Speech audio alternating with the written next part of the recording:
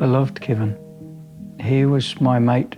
We met in 1983, and I was down in Taihape. I'd started off as a shepherd, and they'd run out of art teachers, and so I ended up at the college. So I met Kevin because the principal of the college, who I really liked, had said to me that it might be a good idea for me to spend a week out of the town after a spate of graffiti writing, of gay political graffiti writing. And I went up to Auckland and I met him at a nightclub.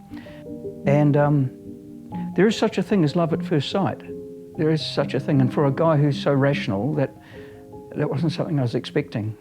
And we held hands under the table in the nightclub for the rest of the evening. I mean, it's that soppy.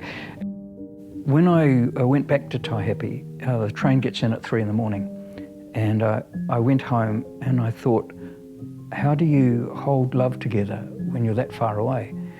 You couldn't ring up because people listened then. So I wrote him a letter, and I tried not to protect my heart in it. I just tried to tell the truth. Kevin, I love you. In all of my life, I've never felt so sure of someone, and that, my mate, means something new and wonderful to me. I remember the next day leaving you on Jervois Road and sitting by myself down and giving my heart a stern talking to, and he didn't listen. This was before the law reform, so this was when we faced prison sentences of up to 7 years. So, for years, it was our letters that were used to blackmail us. They all knew this was my boyfriend, in Auckland. They all knew. So I drew a clerk in the post office, and he was a scandal monger. Well, pull up a pew and sharpen your claws. You know, Mrs. Stebbins and Mr. Grant are at it. Again, yes, I know. I think it's all just disgusting. And the envelopes are hysterically funny, but inside is this very vulnerable thing. And I guess that's how we lived in the world. People think that homophobia is people rushing around and smacking you in the face. It's not. It's subtle. It runs on rumour. And I thought, well, let's be in before it starts. I gave the prejudice form and played with it.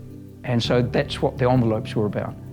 I lasted about a year in Taihape from then, but my heart was in a different place. We were together for about 6 years, and then he went back to UCLA just for a visit, and he contracted the virus while he was there. And I didn't understand why he separated to start off with, but he had separated because he was infected, and he kept it quiet for 2 or 3 years, and then he said, I'm dying. And suddenly it all made sense. And so I tried to nurse him, but I couldn't. When he died, it took me quite a bit of time to deal with stuff. And I only found this years later after he died. He'd kept the letters I didn't know. He kept the envelopes, and it was inside one of the envelopes I found one of the letters, and it was the first one I'd written. It's an extraordinary thing to read the version of yourself 30 years ago, and to realise that some things are very consistent in us. The last lines, I thought, that's exactly